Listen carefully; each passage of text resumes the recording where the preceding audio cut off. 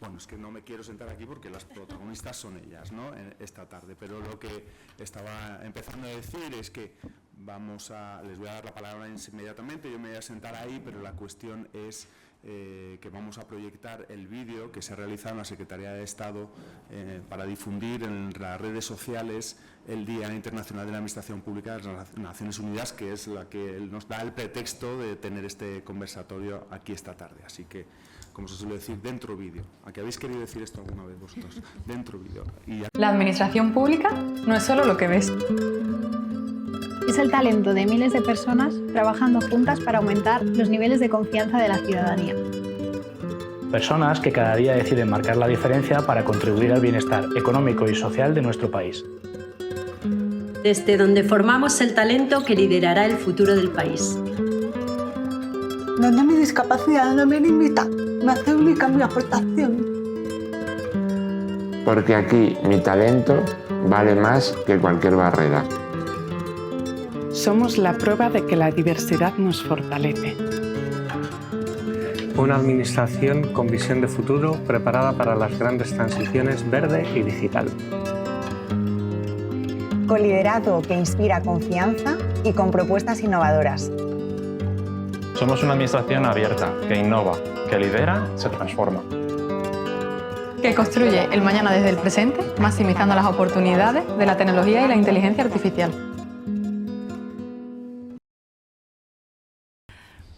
Muy buenas tardes. Muchísimas gracias por acompañarnos a este coloquio con Ana Gallego, Directora General de Justicia y Consumidores de la Comisión Europea. Muchísimas gracias, Ana, por estar con nosotros esta tarde y asistir a este coloquio organizado por el Instituto Nacional de Administración Pública con motivo del Día de la Administración Pública de las Naciones Unidas, este 23 de junio, en el que recordamos y nos recordamos el valor de las administraciones públicas como garantes de los derechos fundamentales de la ciudadanía, esa fuerte institucionalidad que permite garantizar los valores del Estado social y democrático y derecho y que hace reales los derechos fundamentales. De modo que, con mucho orgullo por pertenecer a esta administración y dar la bienvenida a Ana, a esta, que es su casa, porque es aquí donde se formó como administradora civil del Estado, donde dio sus primeros pasos administrativos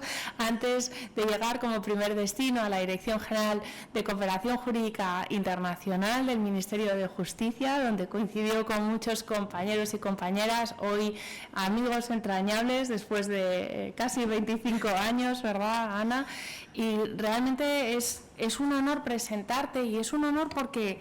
y esto creo que es importante subrayarlo en un día como hoy, en el Día Internacional de las Administraciones Públicas, porque se pone de manifiesto con tu trayectoria que la contribución destacada que realizaste en tus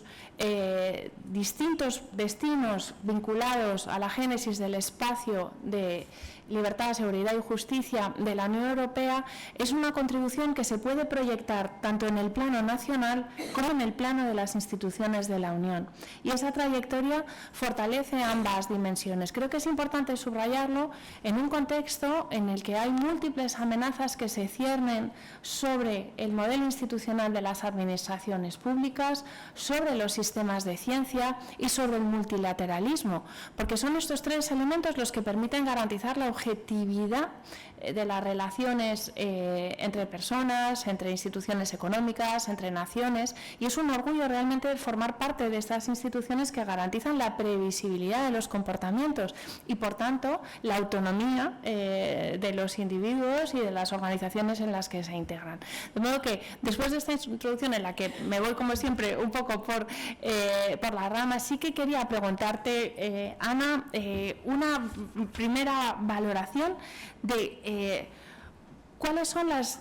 diferencias fundamentales que aprecias, haciendo un poco un examen de tu trayectoria profesional, entre una administración como la de la Comisión Europea y una administración nacional?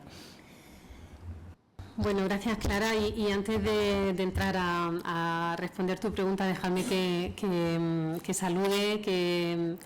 que dé las gracias, lo primero de todo, al Instituto Nacional de Administración Pública y a su director general, a Manu Pastor, por haberme invitado a contar conmigo en este día. La verdad que me hace particular ilusión porque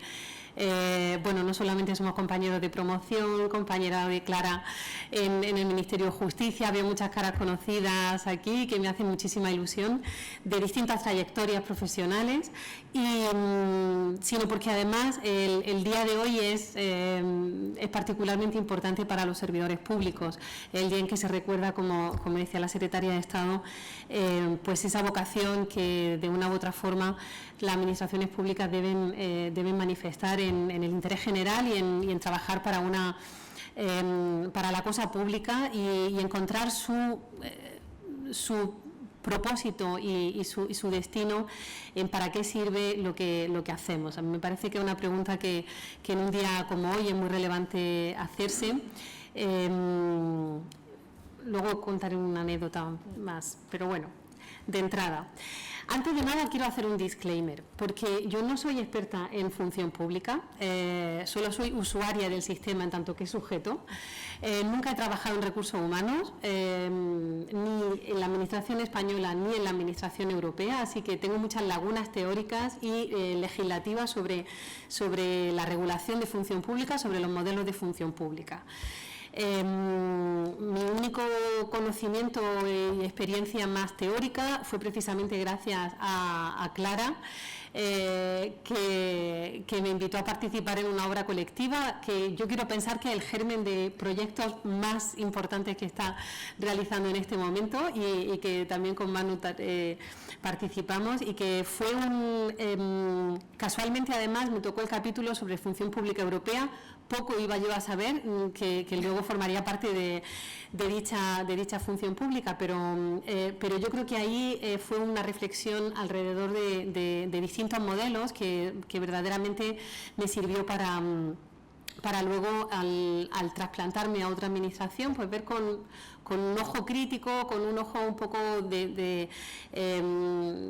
con alguna base teórica, cuáles son esas diferencias. Y efectivamente, como decía la Secretaria de Estado, mi experiencia me sitúa de alguna forma en un lugar adecuado para hacer esa comparación, porque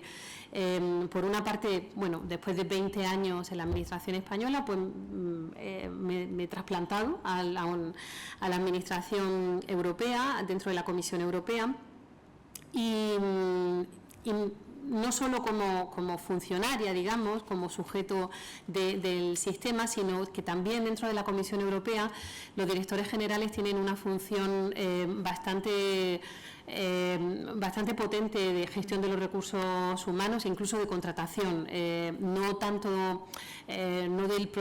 los procesos selectivos que son interinstitucionales y se llevan a ese nivel, pero luego sí del reclutamiento del personal de la Dirección General y también de otro tipo de personal, de agentes contractuales, de interinos, etcétera. Entonces sí que, y de distribución de recursos dentro de la Dirección General, con lo cual eso da también no solamente una perspectiva como sujeto del sistema, sino también como agente de su funcionamiento. Además, apenas llevo 4 años en la Comisión Europea, con lo cual todavía creo que tengo esa visión, o sea, no he echado los dientes en la Administración Europea, que asumen las cosas como naturales, como necesarias, sino que aún todavía hay cosas que me sorprenden, ¿no? Pero no esperéis ni un análisis técnico ni tampoco una presentación muy detallada, sino más bien una mirada crítica sobre estos dos modelos. Y volviendo ya de lleno a tu pregunta, Clara, ¿cuáles son los exactamente cuál es la diferencia así como general, ¿no? Te puedo bueno, a ver, lo primero que pasa es que la Comisión es una administración relativamente joven, en el sentido, tiene ya sus 80 años, o bueno, no tantos, pero tiene ya sus añitos, pero para una administración, para una burocracia, es joven. Por lo tanto, no está anclada, aunque se ha hecho se ha avanzado mucho en las administraciones nacionales para modernizarlas, etcétera, pero de alguna forma el germen de la administración burocrática, de la burocracia del siglo XIX, todavía está en muchas de nuestras administraciones. La Comisión Europea bebe mucho del modelo francés de administración, pero ya nace con otro propósito. Y es joven en ese sentido, tiene mucho, está muy enfocada en la formación continua, está más enfocada en la formación continua. No digo que las administraciones nacionales no lo estén, pero se presta mucha atención a ese tipo de formación y también a las cualidades directivas, sobre todo, ¿no? Esto que a lo mejor en las administraciones nacionales ha sido una novedad respecto de planteamientos más tradicionales, allí es consustancial y es como más connatural al propósito de la administración. Y además esto no solamente es una administración muy joven, o relativamente joven, sino que además no es una administración estatal, en el sentido de que lo que hace menos que una administración estatal, y también tiene en sí, en su ADN, el carácter evolutivo de del propio ente político al que sirve. Es decir, una administración al final siempre va a servir a un ente político y de alguna forma las características del ente político la van a definir de alguna forma o van a definir sus necesidades de adaptación. Y en el caso de la Comisión Europea, claro, la administración que la sirve pues responde a esas necesidades, y la Comisión Europea es un ente político que lo que hace sobre todo es producir proyectos normativos, también ejecuta programas y tiene algunas competencias exclusivas y más compartidas con los Estados miembros, pero sobre todo es una administración enormemente extensa por la parte directiva, o sea, no por la parte directiva, por la parte de concepción de funcionarios, que aquí sería pues tipo de administradores, ¿no? Allí el AD, y no es una administración prestadora de servicios, con lo cual tampoco, y en eso creo que hay que hacer también una reflexión adaptativa que se está haciendo de hecho en muchas administraciones, porque las administraciones estatales, y en concreto la española, y la secretaria de Estado no me dejará decir tonterías, pero que se parece mucho por el hecho de que opera en un ámbito multirregional, multinacional, también se empieza a parecer más a ese tipo de administración que tiene una función de coordinación, de concepción y de definición de orientaciones generales y de elaboración de normas marco, y no tanto de prestadora de servicios. Entonces, esa evolución yo creo que también se está dando en las administraciones nacionales. Pero bueno, entonces en cuanto a la estructura y la población de la función pública europea, pues hay pocos cuerpos, bueno, el sistema de cuerpos no funciona como tal así, pero hay pocos niveles administrativos de asistentes, que se llama allí, y más niveles superiores. Luego, la carrera es muy diferente, y sé que aquí eso es un tema también interesante y en el que probablemente se hagan cambios. Pero lo primero que llama la atención, al menos a mí me llamó mucho la atención, es que para progresar en la carrera, el funcionario no necesita cambiar de función, ¿no? Se promueve la movilidad, pero no necesariamente ligada a una progresión en la carrera, sino que cada funcionario tiene además un recorrido bastante largo, desde AD5 hasta AD15, para poder progresar, y además la promoción se hace en un ejercicio que es otra de las cosas que llama bastante la atención, en un ejercicio anual que se hace en el seno de las direcciones generales, donde se valoran individualmente a todos los funcionarios, el desempeño, la valoración del superior jerárquico, luego por encima del jefe de unidad pues el director, y luego se hace una reunión de todo el management team para ver uno por uno quién merece la promoción ese año y quién no. Entonces es un conocimiento bastante artesanal del desempeño, en el que realmente se valora la contribución del personal a los objetivos de la administración, y la verdad que en eso creo que genera una competencia positiva. Puede generar también esa afección, como ocurre con todos los sistemas, los modelos de promoción, pero en general, si está suficientemente objetivado, si está suficientemente justificado y luego hay promociones suficientes y siempre hay una cuota respetable, sí que genera esa motivación que creo que otra de las características de la administración europea en general y de la Comisión en particular, y es que el personal tiene una motivación bastante llamativa, y yo lo interpreto, es cierto que es una administración donde se ha primado siempre mucho la excelencia, donde las pruebas de acceso son muy difíciles, los sueldos son mucho más elevados que en algunos Estados miembros, no en todos, ya empieza a haber problemas para reclutar nórdicos, para reclutar alemanes, y hay mucho del sur, ¿no? Diremos, pero en general. Hay mucha más población, hay italianos, griegos, españoles, franceses, también incluso, o sea que, pero bueno, eso es otro tema. Pero es cierto que es una administración excelente en ese sentido, que busca la excelencia en el reclutamiento, en la selección y luego también en la progresión de carrera. Pero yo creo que hay algo más que eso, y es que tiene que ver con el propósito de la Comisión, de la Administración Europea como motor de la construcción europea. Eso creo que eso puede cambiar en cualquier momento, porque son intangibles que están y que no están. Pero yo todavía veo que el funcionario europeo se siente con una misión, siente que tiene una misión y que es parte del proceso de construcción europeo. Y además es cierto, porque por cómo funciona el nivel político y administrativo, que a lo mejor luego podemos también hablar de eso, verdaderamente el funcionario europeo es parte de ese y contribuye con ideas, con propuestas y con una agenda política incluso a lo que ha sido la construcción europea y la evolución del proyecto político europeo. Y en eso creo que las administraciones nacionales, precisamente por no ser tan jóvenes y por tener más una mochila y una tradición mucho más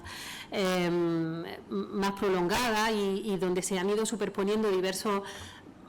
fases de la administración, porque la administración española como tal, pues bueno, es diferente a la administración de los años 20 o de los años 40, sobre todo, o de los años 60, pero en esencia es la misma. Esto es un poco la navaja de Occam, no sé si es la misma o no es la misma, pero hay una cierta continuidad.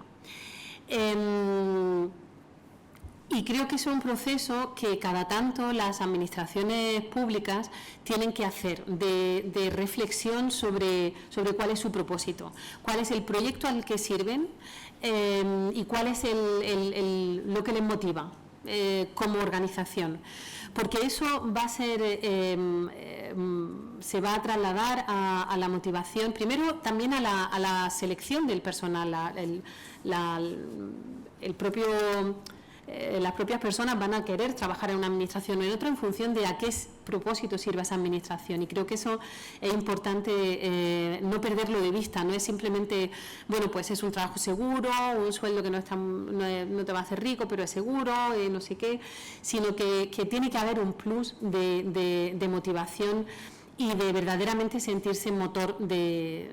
de ese proyecto. Y creo que ahí en las administraciones nacionales pueden aprender de ese, o por lo menos inspirarse de ese modelo, porque verdaderamente se percibe. Yo sí creo que es bastante patente.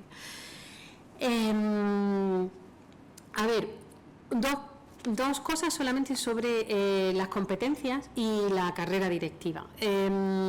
Sobre las competencias, bueno, es cierto que en la selección no hay más que ver, el distinto modelo de selección es diferente. Hay un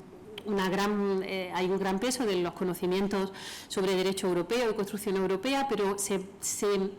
da casi más peso proporcional a las competencias que a los conocimientos. Bueno, pues eso es también algo en lo que y luego también se traslada ese mismo peso de las competencias, se traslada también a la selección de la función directiva en todos los niveles, porque en los procesos de selección internos también se hace bastante hincapié, no tanto en los conocimientos del candidato o la candidata, sino en las competencias que pueda demostrar a nivel de management y de negociación, de representación y un poco de visión estratégica, y también dependiendo para el puesto al que se convoque, pero sí que es algo que está muy presente sobre todo en la función directiva, en el middle management y en senior management se valora mucho. De hecho, yo incluso diría, eso no hace falta que me citen, pero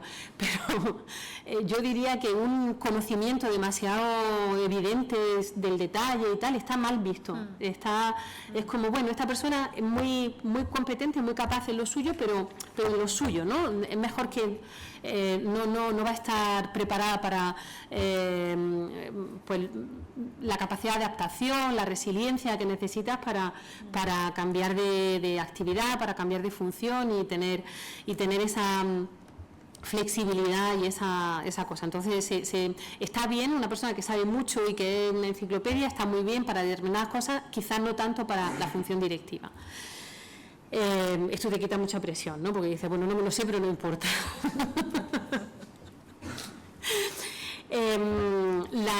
Y la selección realmente es meritocrática en ese sentido. Hay los procesos de selección, muy brevemente, para jefe de unidad, director general adjunto y director general se hacen internamente. En algunos casos se abre al exterior, gracias a eso yo pude solicitar un puesto y obtenerlo, pero el 90% de los casos son convocatorias internas. Y hay un panel de selección, un panel de preselección que está formado por pares, por otro jefe de unidad, por un director, por otros directores generales y tal, y se hacen entrevistas. Hay una carta de motivación, un currículum y luego son entrevistas. Y luego el panel de preselección pues elabora una lista corta que eleva al comité consultivo de nombramientos, que ese sí está compuesto por de composición más o menos fija, también está la dirección general que recluta, pero luego está la secretaría general, los gabinetes, etcétera, y hacen otra entrevista. O sea, no hay una prueba escrita, no hay tal, pero en esa entrevista es donde se ven, pues, se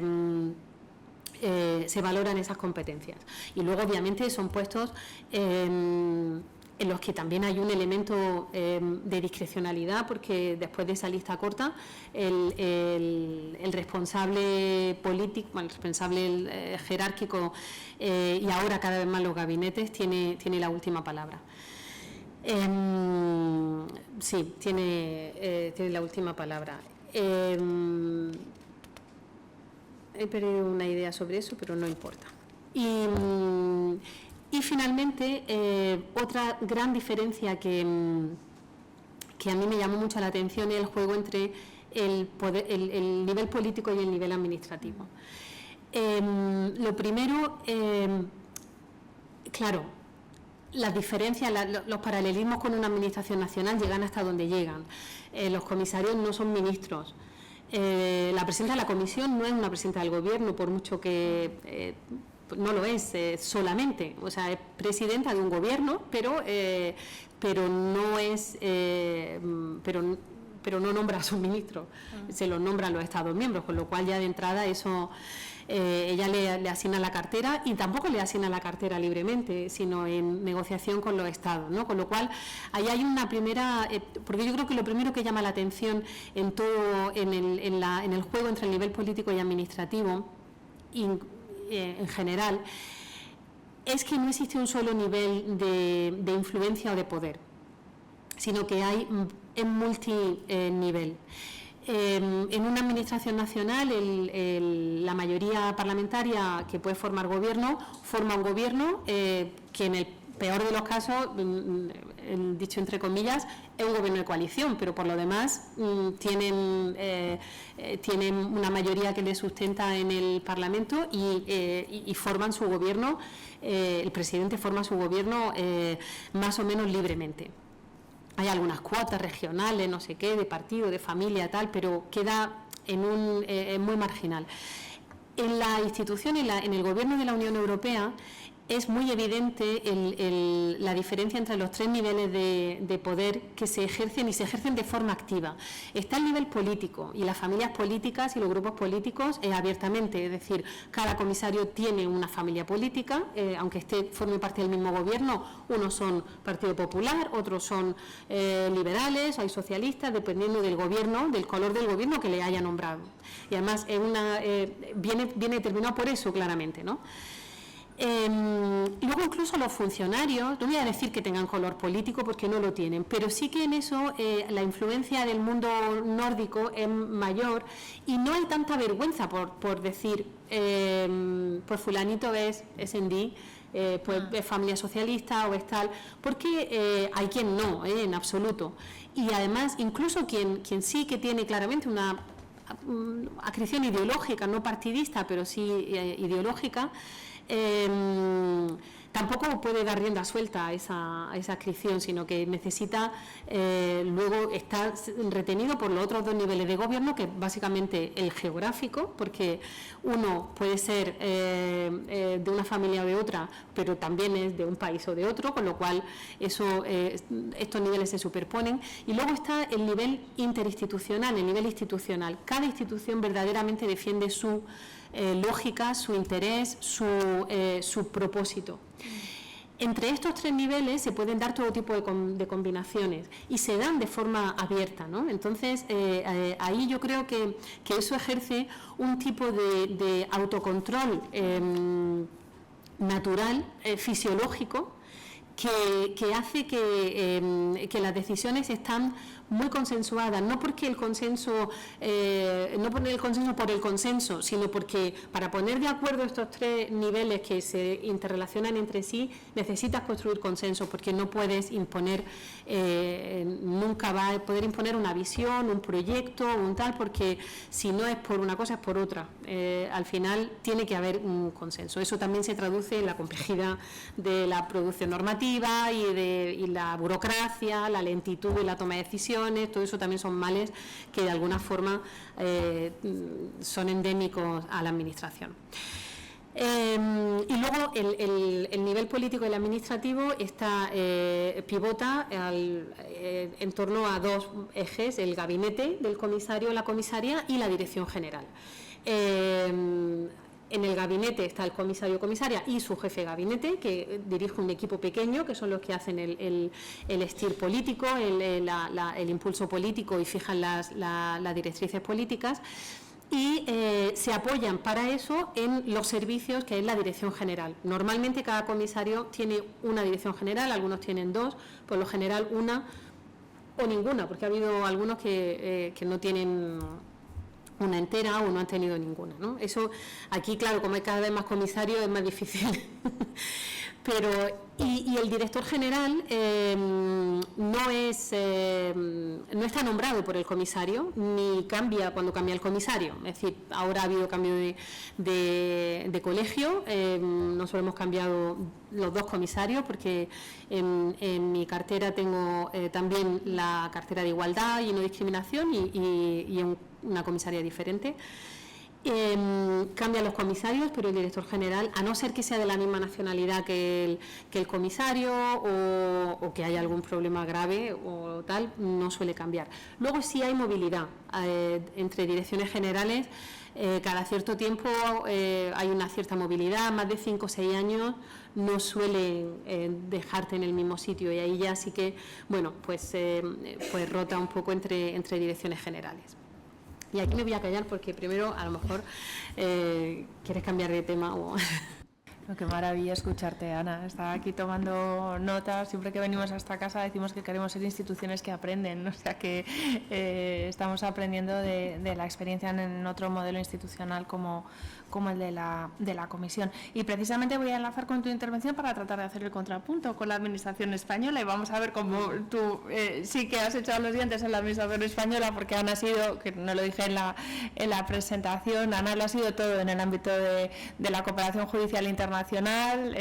Inició su carrera allí, ha sido su directora de cooperación jurídica internacional, ha sido consejera en la representación permanente de España en la Unión Europea, precisamente en el ámbito de justicia, fue directora general de cooperación jurídica internacional, es decir,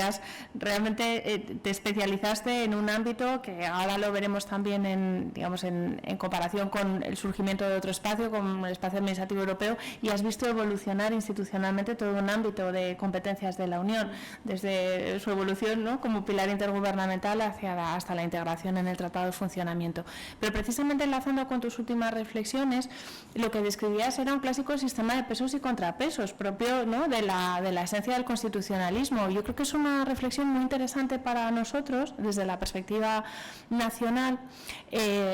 y también desde la perspectiva que pueden aportar, por ejemplo, los estudiosos del fenómeno de la Unión Europea en Estados Unidos. Yo siempre recuerdo que Joseph Weiler, que es uno de los grandes constitucionalistas que ha examinado las instituciones de la Unión, decía que su gran dificultad a la hora de explicarle la Unión Europea a sus alumnos era que con ocasión de las elecciones al Parlamento Europeo realmente no era un proceso que permitiera que los votantes pudieran saber con certeza qué tipo de políticas iba a desarrollar el Parlamento y la Comisión Europea, a quien el Parlamento otorga su confianza. Y es precisamente una de las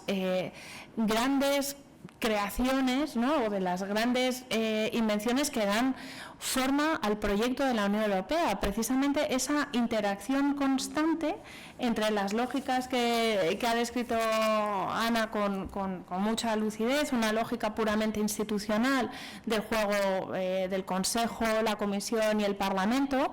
que tienen muy clara cuál es su misión, ¿no?, o sea, por ejemplo, en el caso de la Comisión Europea, su misión de guardiana de los tratados, ¿no?, o del monopolio de la propuesta normativa, y que maximizan en sus interacciones con otras instituciones, pero también están los grupos políticos, como señalaba Ana, ¿no?, y aportan esa visión de grandes agregadores de preferencias políticas, que son las aproximaciones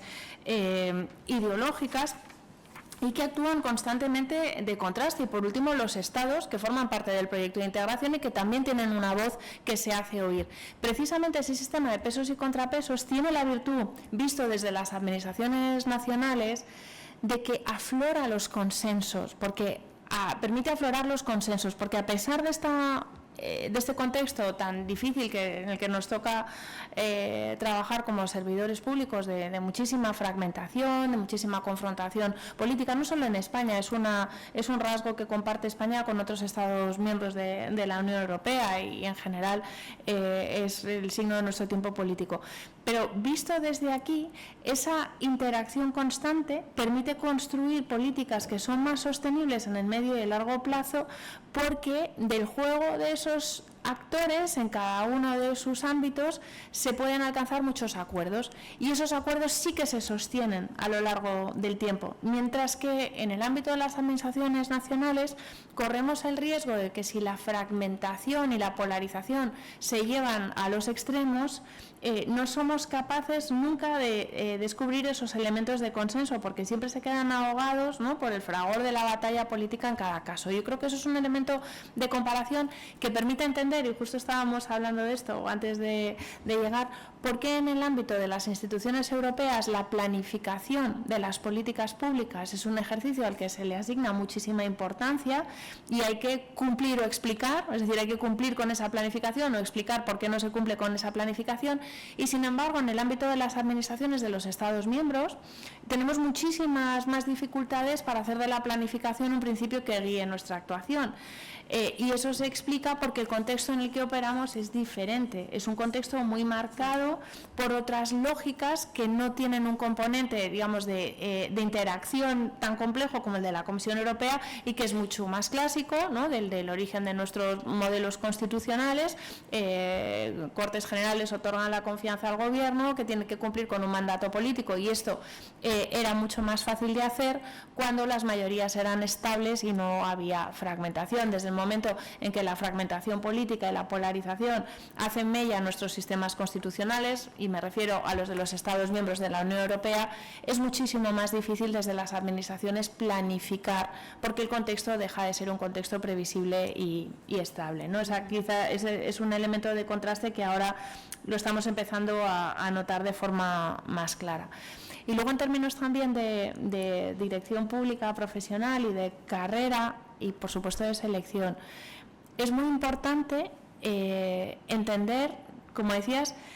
qué es lo que se espera de nosotros. ¿Qué es lo que se espera de nosotros como servidores públicos, como directivos, como miembros del Gobierno? Y esa interiorización, vamos a llamarla así, de lo que se espera de nosotros es fácil de hacer cuando el mandato institucional es muy claro. No hay más que asomarse a las páginas web de la Comisión Europea, ¿no?, de los distintos comisarios. Lo primero que se expresa en términos de comunicación es cuál es nuestra misión. Y una misión expresada en una línea: la garantía del Estado de Derecho y de los derechos fundamentales de los ciudadanos de los Estados miembros de la Unión, por ejemplo, ¿no? Pues está expresada de forma muy nítida. En el ámbito nacional cuesta mucho más encontrar una definición tan nítida de la misión, de lo que se espera de nosotros. Por eso, uno de los elementos fundamentales de este ejercicio de transformación de la Administración, en el que llevamos trabajando desde hace más de un año, es identificar las misiones de la Administración estatal, que no se hace con tanta claridad porque, a pesar de que tenemos ministerios de Estado que se mantienen en su configuración estables desde el siglo XVIII, en los últimos tiempos hemos asistido a muchísima variación organizativa para poder atender los retos de política pública, que son enormemente complejos. Pero eso que puede ser necesario para reaccionar ante un determinado contexto hace muy difícil, sin embargo, hacer una identificación nítida de lo que se espera de nosotros como servidores públicos, de cuál es la misión que tiene que cumplir ese departamento en concreto. Por eso estamos trabajando en otra capa de clasificación de la información, que es la funcional, porque esa sabemos que permite desvelar de forma estable cuáles son las misiones del Estado, que también en nuestros días, en un modelo multinivel, tiene esta función de Estado regulador, ya no tanto proveedor de provisión de servicios, que se hace desde otros niveles territoriales, etcétera, ¿no? Una vez identificada esa misión, es mucho más fácil trabajar en las competencias, tanto de los servidores públicos como de la dirección pública profesional. Y las competencias, ese aprendizaje a lo largo de toda la vida, que es el pilar primero de la comunicación sobre mejora del espacio administrativo europeo, es lo que permite a su vez que hagamos un aprendizaje a lo largo de toda la vida. Tenemos unas administraciones en las que se invierte mucho en la adquisición de ese conocimiento ultra especializado en los comienzos de nuestra carrera, luego se hace muchísimo aprendizaje y evolución en los puestos de trabajo, pero todavía no hemos dado el salto hacia un modelo de recursos humanos puro de gestión por competencias, es decir, donde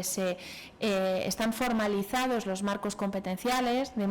como sucede, por ejemplo, con los marcos de competencias profesionales en el espacio europeo de educación superior, en el ámbito de la formación profesional, es decir, en el que esos resultados del aprendizaje y lo que uno debe saber hacer para poder cumplir bien con las misiones que tiene encomendadas están formalizadas, ¿no? Y el aprendizaje gira en torno a las competencias y, por tanto, las evaluaciones del desempeño para la carrera horizontal, para la carrera vertical, para el acceso a la función directiva, están estructuradas sobre ese modelo de competencias. Ese es el salto que tenemos que hacer todavía en la Administración española. Muy interesante también lo que señalabas de ver la foto completa. Cuando uno examina los marcos de competencias a la escala comparada, por ejemplo, el del Civil Service es la primera de las competencias, ser capaces de ver la foto completa, porque tenemos que trabajar en nuestro ámbito de hiperespecialización, pero entender cuál es el propósito que cumplimos como institución. Porque si perdemos esa conexión un poco más amplia, a lo mejor estamos trabajando en una dirección equivocada, y es importante tener ese sentimiento de pertenencia a una organización más grande y de propósito, para saber precisamente qué es lo que se espera de nosotros. Y ya, y aquí, en fin, me callo, porque lo interesante es escuchar a Ana, no escucharme a mí. Hay una parte muy importante que señalabas en cuanto a cómo se resuelven en la Comisión Europea las zonas de fricción tradicionales entre la función directiva y la función administrativa clásica, ¿no? Es interesante porque yo creo que en la Comisión Europea, por lo que señalabas,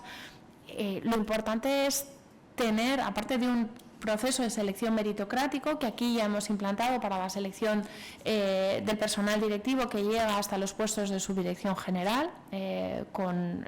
las previsiones del Real Decreto Ley 623 y su desarrollo en la orden del Ministerio para la Transformación del mes de abril. Pero creo que en el debate sobre la dirección pública en nuestro país nos hemos centrado excesivamente en el mecanismo de selección de directivos, es decir, para garantizar que los directivos tienen legitimidad de origen, que es muy importante. Pero hay otra dimensión de la legitimidad que yo creo que está muy presente en la Comisión, que es la de resultado. ¿Qué es lo que se espera de un directivo cuando inicia su mandato de 5 años y qué es lo que consigue cuando finaliza? Y eso está formalizado en instrumentos de planificación. Entonces, esta es una dimensión muy importante, porque si no entendemos que esa segunda dimensión es importante, no vamos a ser nunca capaces de resolver, ¿no?, esta tensión que hay en torno al debate sobre la dirección pública profesional y la esfera o el ámbito propio de la dirección estratégica que corresponde al Gobierno. Tenemos que ser capaces de entender qué es lo que espera el Gobierno de la Administración, puesto que constitucionalmente ejerce la tarea de dirección política sobre la organización, y qué es lo que la Administración espera del Gobierno en términos de identificación de las líneas estratégicas. Yo creo que la resolución del conflicto viene más por esa vía, saber qué es lo que se espera de cada una de esas instituciones, que trabajar sobre modelos de selección, porque estamos viendo que tienen una gran variabilidad en los Estados miembros de la Unión Europea, en los Estados que pertenecen a la OCDE. Y aquí dejo esta primera parte de la reflexión, y yo quería aprovechar, antes de daros la palabra, por preguntar, dadas tus responsabilidades y en el ámbito de Estado de Derecho, recientemente siempre hemos iniciado el ejercicio de consenso por una administración abierta, apelando a la creación de un espacio administrativo europeo, que es una comunicación de la Comisión muy importante para nosotros, porque la Comisión ya nos anuncia que va a examinar la calidad de las administraciones públicas desde 2 perspectivas. La primera es la del semestre europeo, es decir, la coordinación de las políticas económicas de los Estados miembros, porque las administraciones son un motor de progreso económico y social, y desde otra perspectiva, que son los informes de Estado de Derecho, ¿no? Tenemos esas 2 dimensiones. Por tratar de situar la importancia y la contribución de esos informes a la mejora de la calidad de las administraciones, ¿cuál es tu balance, visto con perspectiva temporal, sin entrar en valoraciones de estados concretos, sino la valoración del ejercicio desde que se iniciaron los informes de Estado de Derecho hasta ahora? Pues sí, efectivamente, los informes de Estado de Derecho, además tengo la suerte de haberlo vivido también desde el otro lado, porque cuando la Comisión se le ocurrió que iba a hacer un informe de Estado de Derecho, yo estaba en el Ministerio de Justicia como directora general de Cooperación Jurídica Internacional, Manu se acordará, y la primera reacción fue decir, pero están locos estos que hacen, que no tienen competencia, ¿no? Que lo peor que te pueden decir en la... no tienen competencia. Y es cierto que no hay competencia, no existe una base jurídica, que es lo único que habilita a la Comisión Europea, o en general a cualquier institución de la Unión Europea, a actuar. Precisamente por eso, porque al no ser un Estado no tiene por defecto las competencias, se las tienen que atribuir, y en esto Lo que pasa es que siempre en esta construcción evolutiva del proyecto europeo siempre se ha ido buscando el resquicio competencial para poder actuar. Lo cual, por una parte, ayuda a la construcción y además te obliga a justificar, porque así como un Estado no tiene que justificar su poder, porque el poder emana de él, bueno, emana del pueblo, pero en fin, la soberanía, los Estados son soberanos. Las instituciones europeas, al no ser soberanas, tienen que justificar todo lo que hacen y cuando van más allá y buscan ese resquicio competencial para actuar, también tienen que justificarlo, porque es más contingente y tiene que servir un propósito. Y además tiene no solamente que servir, tener algún tipo de enganche, algún tipo de percha con una competencia, sino que además tiene que haber obtenido ese consenso sin el cual, por mucho que encuentre el resquicio, no te van a dejar seguir. Entonces, los Estados miembros, el Consejo, el Parlamento, tienen que decir, vale, Comisión, tú encuentras eso y entonces nosotros te apoyamos, pero no te salgas de aquí o tienes que ir por allí o no sé qué. Y este juego se ve muy claramente. Y los informes de Estado de Derecho son uno de esos ejemplos. El informe de Estado de Derecho surge ante el fracaso del mecanismo que está previsto en el tratado para resolver estas cosas, que es el artículo 7. El artículo 7, como el artículo 55, que era el del Brexit, estaban pensados para no aplicarse nunca, porque simplemente decían, mira, y esto, cualquier Estado se puede salir, pero luego, ¿cómo? Y cuando uno dice, yo me quiero salir, pues nadie sabe cómo hacerlo y ha sido una pesadilla. Pues con el artículo 7 igual, podemos echar a cualquier Estado que no se porte bien, sí, ahora ponte y hazlo. Y ahí seguimos, ¿no? Porque se ha aplicado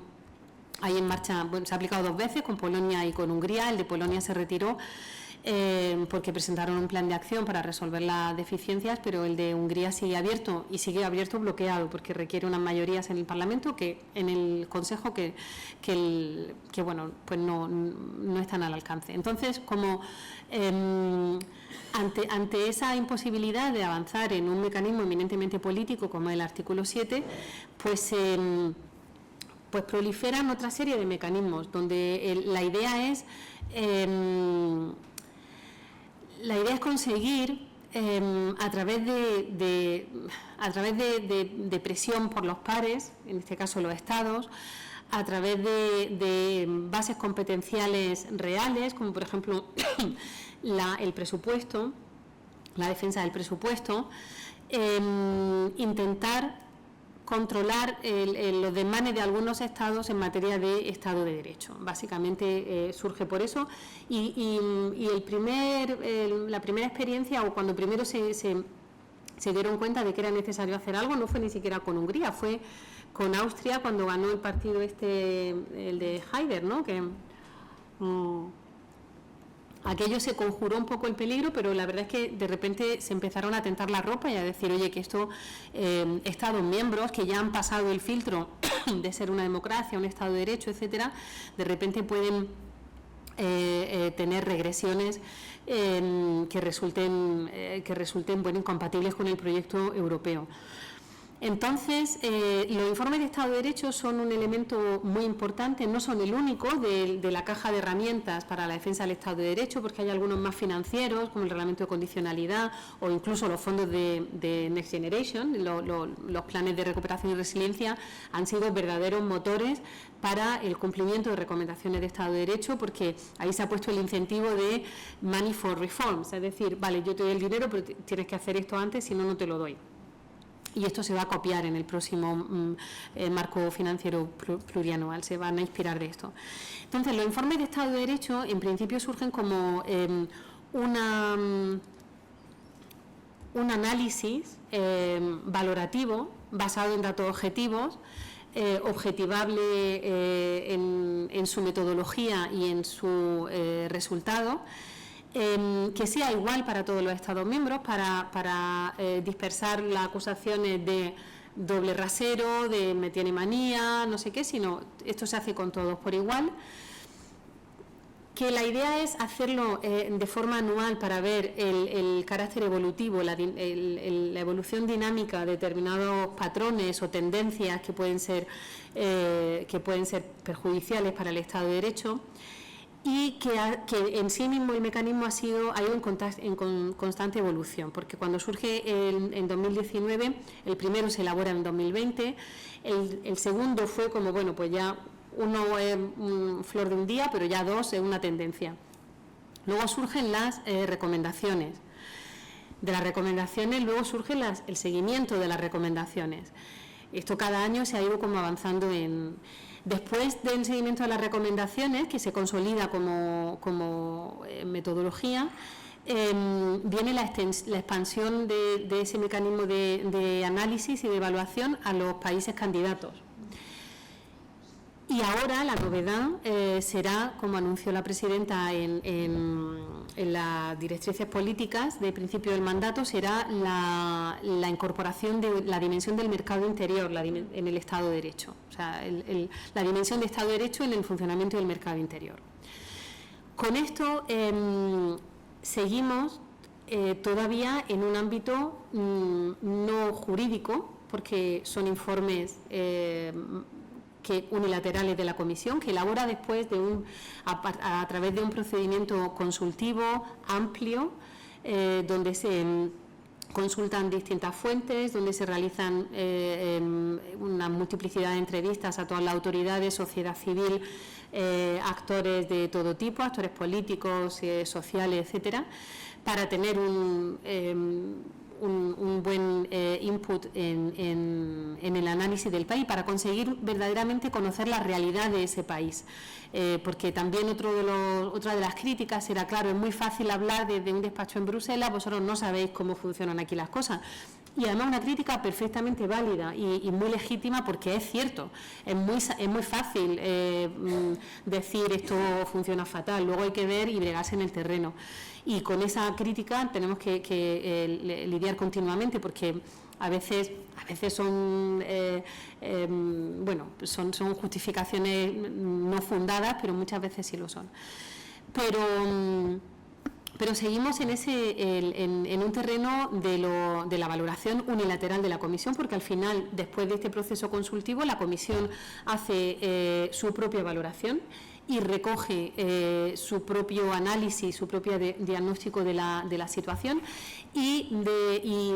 elabora sus propias recomendaciones. Recomendaciones que luego tienen un seguimiento a nivel tanto técnico-administrativo como a nivel político. Los comisarios se implican en el seguimiento de estas recomendaciones y según, si hay que creer, según anunció la presidenta también en sus directrices políticas, pues quiere que tenga un seguimiento en la defensa del presupuesto, en la defensa porque esa es la gran baza y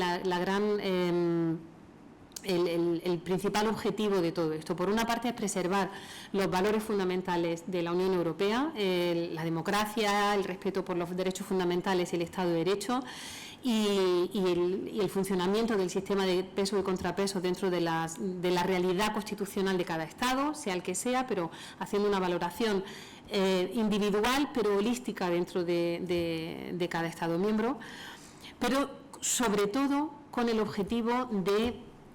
que estén en marcha mecanismos suficientes y efectivos para luchar contra la corrupción y para la defensa del presupuesto de la Unión Europea, porque ahí sí,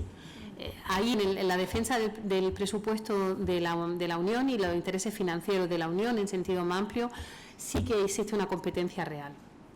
o sea, una competencia jurídica. Pero no solamente eso, sino también en otro tipo de construcciones constitucionales que pueden resultar dañinas para el Estado de Derecho. Entonces, en estos 5 o 6 años de evolución, desde el primer informe hasta la situación actual, ha ido habiendo cada vez una mayor adhesión, incluso desde muy al principio, diría yo, una adhesión a este ejercicio, porque bueno, se ha demostrado un ejercicio muy útil a la hora de identificar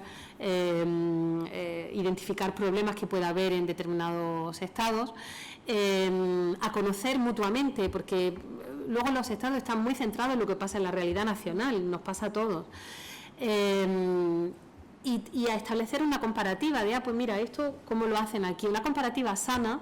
pero también una supervisión, porque oye, todos estamos mirando lo que pasa en todas partes, ¿no? Y hay países que tienen una mayor militancia en la defensa del Estado de Derecho y en evitar este tipo de regresiones, y además también permite, pues eso,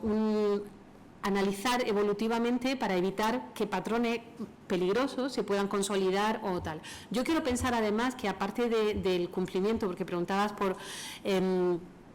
mecanismo también, aparte del cumplimiento real de muchas recomendaciones y de un seguimiento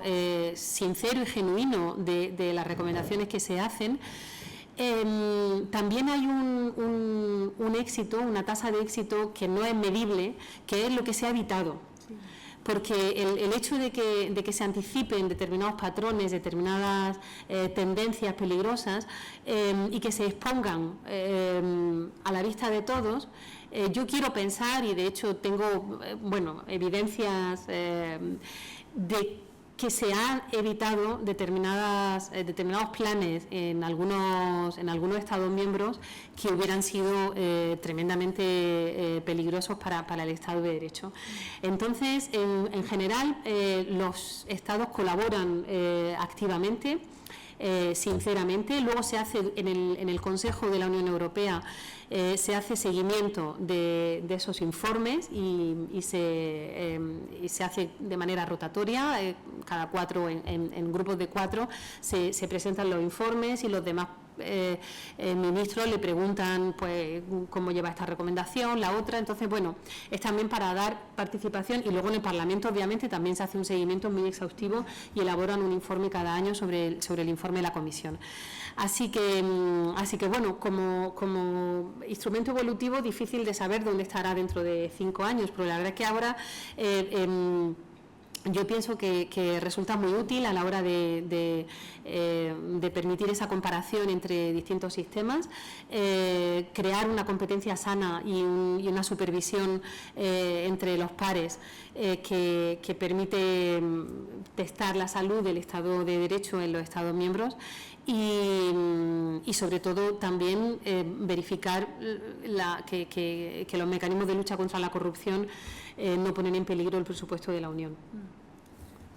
Muchísimas gracias, Ana. Yo creo que efectivamente es un ejercicio fundamental para todos los Estados miembros porque permite construir un estándar común, en nuestro caso de buena administración, con el que podemos ir midiendo año a año los progresos, porque cuando se examinan en su conjunto todas las recomendaciones se van cumpliendo por parte de los Estados, de manera que se va generando ese acervo común de buena administración, y eso es importante, como lo es también la propia identificación en la comunicación de la Comisión de cuáles son los elementos de una administración pública de calidad a pesar de la diversidad de tradiciones jurídicas y constitucionales en los Estados miembros. Es un avance lento que hay que examinar con cierta perspectiva temporal, pero que nos ayuda sin duda a progresar y a seguir fortaleciendo aquellas áreas en las que tenemos desafíos. Yo ahora quiero, si estamos todavía a tiempo, mirar al director del INAH para abrir un pequeño turno de intervenciones del público, porque tenemos que aprovechar que nos acompaña Ana, que no sucede todos los días, por si queréis dirigirle alguna pregunta ya para concluir el coloquio. Muchísimas gracias por esta jornada que es maravillosa. Hola. Es un lujo tener aquí a la directora general y a la secretaria de Estado. Muchas gracias, Manu, por organizarlo. Mi pregunta es, hemos detectado a lo largo de esta charla que hemos tenido esta tarde muchas cosas que deberíamos importar. ¿Qué creéis? ¿Hay algún aspecto del que nos sintamos especialmente orgullosos en la función pública española que podríamos exportar? Pues muy buena pregunta, porque sí, efectivamente creo que hay un montón de elementos que se pueden exportar. Además, no solamente que se pueden, sino que se han exportado. Porque al final es cierto que me he centrado a lo mejor en las diferencias, no tanto por mejor o peor, porque no tiene tanto que ver con eso, como por el carácter evolutivo de todas las administraciones. Entonces, claro que hay elementos que se han exportado porque la administración de la Unión Europea pues se forma con las tradiciones de las demás administraciones. Pero y yo creo que la idea es ese intercambio continuo de experiencias y sobre todo la orientación a la adaptación, es decir, que no agarrarse a ningún rasgo concreto del sistema que a lo mejor ha podido servir en algún momento, pero que es necesario adaptarlo. De todas formas, contestando a tu pregunta, que me parece, yo creo que una de las cosas que se puede destacar como rasgo de la administración española que es exportable es precisamente la independencia y la vocación de servicio público del personal de la administración y la independencia respecto del poder político. En algunos casos, claro, es que no hay nunca hay rasgos solo positivos o solo negativos. Yo creo que todo tiene la calidad de sus defectos o los defectos de su cualidad. ¿Es siempre positivo? Pues sí, depende o no, porque depende del contexto en el que estás. Entonces, cosas que se pueden exportar, tampoco yo diría que es que todo hay que importarlo de allí, porque hay que importar lo que sea necesario y funcional al sistema. No merece la pena tampoco decir bueno, pues todo hay que hacerlo de esta forma o de la otra, porque lo decía al principio, que una administración sirve al ente político al que sirve, y el ente político lo define de la misma forma que la administración también interactúa con el ente político. Entonces, yo creo que si hay algo que hay que tener presente es precisamente eso, el que ese diálogo entre lo político y lo administrativo sea permanente y sea natural, sea consustancial al funcionamiento de la administración y a cómo se sirve a ese elemento político. Pero de una forma, yo creo que la administración española eso se hace de una forma bastante natural, el tener una entidad administrativa independiente, inamovible, sobre todo en la base. Es cierto que la función directiva, gracias a esfuerzos recientes, se está mejorando eso, pero la función directiva ha estado más sometida al vaivén político, pero el resto, o sea, la administración tiene una solidez enorme y una neutralidad, que verdaderamente es neutralidad. A veces eso allí no es tan neutral. Podríamos hablar también de eso, no es neutral, lo que pasa es que claro, cuando te conviene, pues dices, bueno, no es neutral, pero es normal, ya, pero es que a veces no conviene que sea neutral. Entonces, también hay mucha, ¿cómo decirlo?, hay mucha resistencia a veces a sacar adelante demasiados proyectos que no están en la planificación de los servicios. Porque en eso la Secretaría de Estado lo decía antes, hay mucha planificación en la Comisión Europea. Es cierto que como los gobiernos, la Comisión no se va a caer, salvo, no va a haber elecciones anticipadas, salvo una debacle muy grande. La Comisión sabe que tiene 5 años y en esos 5 años puede poner en marcha un programa político. Ese lujo lo tienen muy pocos gobiernos y cada vez menos. Entonces, realmente se planifica. Se planifica 5 años y luego se hacen planes anuales para explicar, para reajustar, para todo eso. Bueno, esa planificación que tradicionalmente ha venido de abajo arriba. Entonces, la administración, pues como decía antes, está muy comprometida con la construcción europea, pero no es neutral, porque precisamente su falta de neutralidad, entenderme, no es parcialidad, pero esa falta, o sea, no son neutrales porque tienen como propósito avanzar hacia la construcción europea. Puede haber opciones políticas que se vayan imponiendo que digan, pues que tampoco hay que avanzar tanto. Ya lo está viendo, ya está viendo muchos países donde ganan opciones políticas que lo que quieren es replegar el proyecto europeo y entonces, si esas opciones llegan a ser mayoritarias, se van a encontrar con resistencia por parte de la Administración. Eso, bueno, como digo, no hay cosas buenas o malas, todo tiene su lectura y dependiendo del contexto, pero... Muchas gracias por la respuesta, muy interesante, y por la pregunta también. Yo subrayaría que la Administración española tiene una institucionalidad muy fuerte, enlazando con lo que acaba de señalar Ana. Nos cuesta verlo, pero la tiene. Siempre ha acompañado las transformaciones de nuestro Estado social y democrático de derecho, y han sido grandes transformaciones muy profundas, y siempre ha constituido un factor que ha permitido desarrollar esos cambios de la manera menos traumática y de la forma más rápida posible. Esto hay que verlo en perspectiva, muchas veces nos cuesta, pero es muy importante porque esa fuerte institucionalidad fraguada a lo largo de los siglos es lo que nos va a permitir, apoyándonos en nuestras capacidades tecnológicas, dar el salto a ser una administración de altas capacidades. Y tenemos también otro de los atributos que en este contexto resulta ser esencial, que es una enorme creatividad para resolver problemas complejos. Y esto siempre lo aprecian nuestros colegas europeos, muchas veces con menos medios, ¿no? Pero eso nos ha obligado a ser creativos, y la creatividad en este contexto es un valor en alza. Adelante, por favor. Hola, yo primero, mi nombre es Estrella Fernández, no sé si se oye. Sí, yo trabajo soy funcionaria desde hace 35 años, trabajo en el ámbito de la gestión científica y, bueno, muchísimas gracias, me ha parecido muy interesante el coloquio, la comparación entre la administración española y la administración europea. Me ha parecido muy interesante en la parte de la promoción del funcionariado europeo, que creo que aquí sería buenísimo implantar algo similar, porque la verdad es que aquí nosotros tenemos problemas muy serios con los funcionarios, porque si tienes una persona arriba y no la matas, pues te tienes que ir.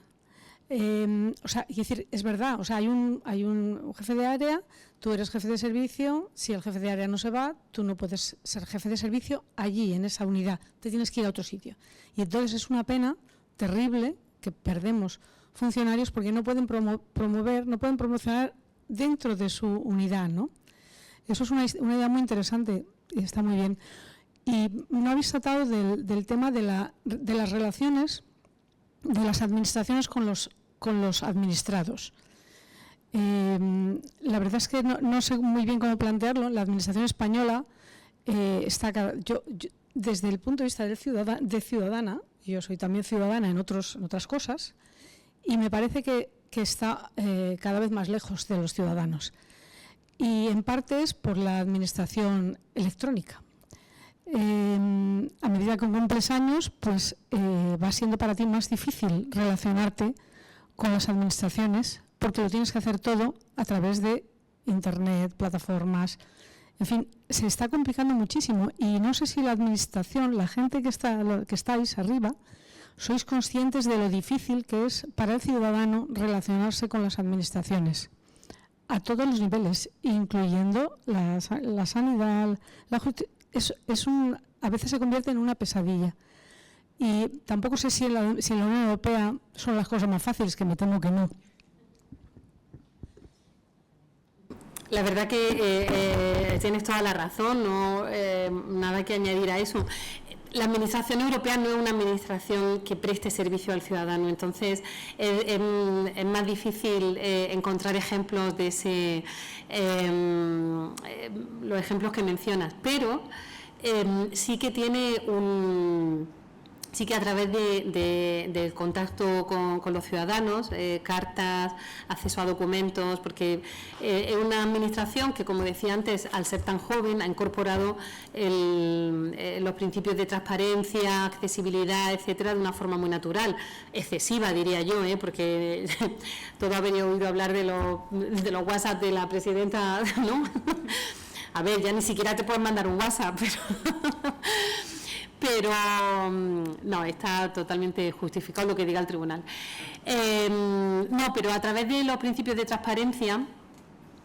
sí que tenemos mucho contacto con ciudadanos. Lo que pasa es que no es el administrado al que se le presta un servicio, sino normalmente suelen ser ciudadanos que se quejan de su administración que le está prestando un servicio, ¿no? Pero esa es fundamentalmente la vía de contacto con los ciudadanos. Lo que sí es cierto es que, y recojo tu reflexión sobre que cada vez están más lejos de la ciudadanía, sí hay una preocupación por acercar, precisamente porque al no ser una administración que preste servicios, pues no da una de cal y otra de arena, no da nada. Es decir, a veces lo que no entiende el ciudadano es qué estamos haciendo allí, por qué, cuando además muchas veces pues los gobiernos utilizan también Bruselas como cabeza de turco para no tengo que hacer esto porque me obligan en Bruselas o no sé qué. No tanto aquí, que aquí hay un europeísmo bastante genuino, pero justamente tenemos el problema inverso, ¿no? Que, bueno, no sé si inverso, pero tenemos el problema de que los ciudadanos no saben para qué sirve la administración europea. Está ahí, es un ente que y a veces es difícil de explicar, ¿no? Porque bueno, es sobre todo un trabajo muy técnico, se dan fondos, o sea, se da mucho dinero para proyectos y para todo tipo de cosas, pero es verdad que la mayoría de los fondos se da a través de administración compartida y gestión compartida, con lo cual en realidad pues el servicio X o el programa lo está prestando la administración nacional, aunque ponga financiado con fondos europeos, ¿no? Entonces, bueno, yo creo que tu reflexión sobre la cercanía al ciudadano es válida por distintos motivos, quizá con distintas vías de aproximación, pero en general creo que las administraciones tenemos que intentar hacer un esfuerzo por acercarnos al ciudadano, por incorporarlo a determinados procesos de reflexión y por incorporar su perspectiva, que también es la del ciudadano que se quiere relacionar con una administración humana y accesible, ¿no? Sí, yo coincido con Ana, muchas gracias por la pregunta. Sí somos conscientes de que se está generando una brecha, de hecho la hemos medido en múltiples talleres con grupos de personas que tienen mayores dificultades de acceso a los servicios administrativos. Curiosamente siempre pensamos que las personas mayores es quienes tienen dificultades vinculadas a la brecha digital, pero sin embargo observamos que durante la pandemia esa supuesta brecha digital no supuso ningún obstáculo a que abrazaran la comunicación con todos sus familiares a través de aplicaciones que podían ser muy complejas, y eso se hizo sin mayor dificultad, de manera que sí cabe suponer también cierta alfabetización digital, un poco obligada por las circunstancias, pero que apreciamos en el uso de determinadas herramientas. Hay otra brecha que es también muy importante, en este caso no está asociada a habilidades tecnológicas, sino brecha de conocimiento, como señalaba Ana, en relación con la Unión Europea, que también apreciamos cuando organizamos talleres, por ejemplo, con alumnos de educación secundaria, que son muy hábiles en el uso de las herramientas tecnológicas y, sin embargo, tienen un gran desconocimiento de cómo funcionan las administraciones de cada uno de los niveles que puedan afectarles en su día a día. ¿Cómo se trabaja para atender esas brechas? Pues trabajamos primero en reforzar los servicios de atención presencial, porque son los servicios en los que las administraciones nos jugamos en el día a día nuestra legitimidad. Un mal servicio a un ciudadano o ciudadana que va a hacer una consulta o que necesita que se le resuelva una tramitación impacta directamente en la confianza de esa persona, en que las instituciones estamos para servir a los demás y atender sus problemas. Y por otro lado, estamos tratando de construir un modelo de relación con las administraciones en las que es el ciudadano o ciudadana el que elige el canal, y a través de ese canal, que está organizado, esto nos llevaría más tiempo, pero en torno a una estructura de hechos vitales, es decir, aquellas circunstancias vitales de cada uno de los ciudadanos que son relevantes en su relación con la administración, por ejemplo, porque han tenido un hijo, porque han fallecido un familiar, porque van a desplazarse a estudiar a otro Estado miembro, o van a iniciar su primer empleo, o se tienen que mudar. Esa perspectiva de hechos vitales la estamos llevando a través de los distintos canales en los que atendemos a los ciudadanos, de manera que sean estos los que decidan si se quieren relacionar por vía telefónica a través del 060, por vía móvil a través de Carpeta Ciudadana, que ya lleva más de 6 millones de descargas, bien en una oficina de atención presencial o bien a través de internet mediante administración.gov.es. Estamos trabajando intensamente para conseguir que ese modelo de administración que atiende las brechas sea una realidad, que evitemos, ¿no?, esta expresión tan común de me tengo que enfrentar a la administración, porque el lenguaje es muy revelador de los desafíos que tenemos todavía por delante como administraciones públicas. Y luego ya por último el modelo de carrera. Efectivamente, ese modelo de carrera vertical solamente puedo, ¿no?, promocionar si consigo que quede vacante el puesto que tengo. Estamos trabajando, y de hecho ya está en la normativa vigente, en el modelo de carrera horizontal, que es un modelo común en la Comisión Europea, precisamente inspirándonos en esa experiencia, de manera que las personas, los servidores públicos, podamos progresar en nuestro puesto de trabajo e ir acumulando categorías a medida que vamos haciendo mejor lo que tenemos que hacer. Ese modelo de carrera horizontal, para desarrollarlo bien, requiere un buen modelo de evaluación del desempeño, y todo eso es dependiente de estos análisis funcionales que estamos desarrollando ahora, porque es lo que nos va a permitir generar muchas métricas en torno a las misiones, las funciones, las subfunciones y los procesos de trabajo de la organización, que luego van a permitir desarrollar modelos de evaluación del desempeño, modelos de carrera horizontal, etcétera. Siempre decimos, estamos trabajando en construir los cimientos de la casa, y una vez que hayamos completado ese trabajo, el resto de las etapas va a ser más rápido. Yo creo, mira Manuel, pero yo creo que ya tenemos que dar por clausurado el coloquio para poder tomarnos un vino, y ahora tendremos ocasión también de continuar con esta conversación. Muchísimas gracias, Ana, muchísimas gracias, directora. Eres desde luego un referente para todos nosotros, un referente profesional, y además estamos, en fin, sumamente orgullosos, yo creo que como organización, por tener a personas de tu valía profesional al frente de las instituciones de la Unión. Muchísimas gracias por vuestra participación en este coloquio, también los que nos acompañáis en línea, y ahora tenemos la ocasión, si el calor lo permite, de tomarnos un vino español en el patio. Muchas gracias, y por supuesto al director del INAP por organizarlo.